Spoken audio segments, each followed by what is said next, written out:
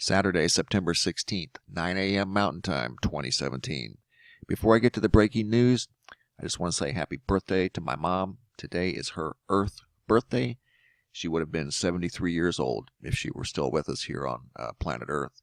She departed this world unexpectedly in 1998. There hasn't been a day since then that I don't think of her and all of the good qualities and how good of care she took of me when I was a child.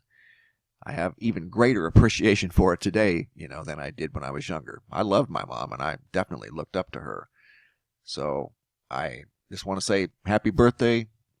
You're the best. Now to the breaking news. What you're looking at is 96L. This is what's soon to be Hurricane Maria. We talked about this the other day. Here it is in the infrared format from the GO 16 instrument. And you can see it's starting to get a center of rotation and a large outer band. This is going to be a big, powerful storm. Here it is on the Caribbean visible loop. And you can see that it's starting to make that counterclockwise motion. Vinci Sky. Let's talk about Jose first. Nothing's really changed too much. It's going up into the New Jersey, New York area. On the 19th, you'll start to see wind, rain, and wave impacts, and then it makes a quick turn to the right, affecting the Boston and the Massachusetts area, New England, probably clear up into Maine, to be honest, with some winds, because what I think this thing is going to do is turn into a version, not like, but a version of Hurricane Superstorm Sandy. It'll just blossom into a great big huge wind field and be something like Sandy, but not exactly like Sandy. And that's in the next couple of days. Now down here to what's soon to be Hurricane Maria. This is going to be a strong storm, and it's going to intensify very rapidly, and it's moving forward very rapidly at like 20 or 22 miles an hour. But let's step this through a day or two at a time. Here's the 18th going into the Lesser Antilles, where they were just impacted by Hurricane Irma as a Category 5. That is a terrible situation.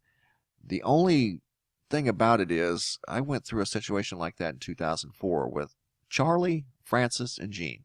3 hurricanes went right over my head. So I witnessed the impacts, all of the impacts, from the damage to the wind to the storm surge. Got very well educated on hurricanes. Not that I'm an expert, but I saw what they can do, and I have tremendous respect for them too. But the first one that came through blew everything down that was going to be blown down by hurricane force winds. So the next 2 didn't really do too much. And it didn't drain Tampa Bay. This one right here, this green one, it sat out here and spun the size of Texas, if not bigger, for almost 2 days, rotating 50 and 60 mile an hour winds all over the entire state of Florida, from east, northeast to west, southwest. Tampa Bay did not drain. Moving on, back to Maria. We're going to step it forward a day at a time. This is the 18th, so it shouldn't be as strong of a storm if it does impact those islands. The 19th, it's past them already. It's moving fast.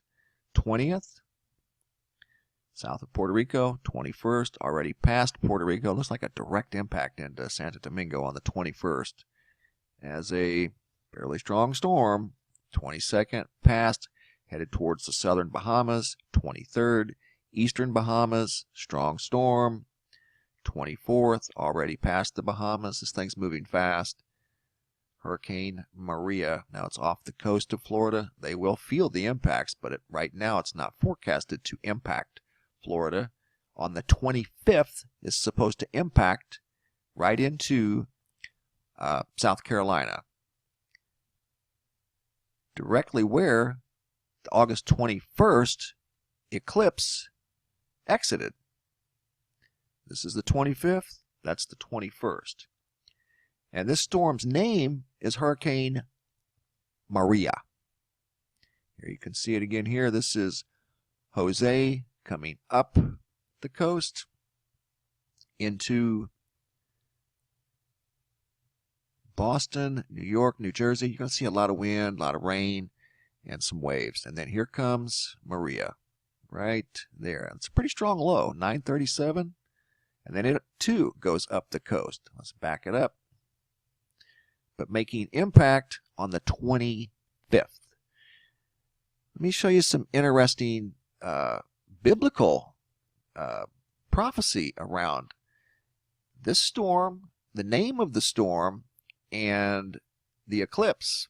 Let's go back to, okay, right there is Hurricane Maria, making impact on the 25th. Right there actually, Maria. The 25th, Harvey impacted Houston, devastating the area with a biblical flood, 50 inches of rain. Now the 25th of September, we have Hurricane Maria. The 21st, we saw an eclipse. The last place on the North American continent it was visible was where Maria is entering on the 25th. This was the 21st.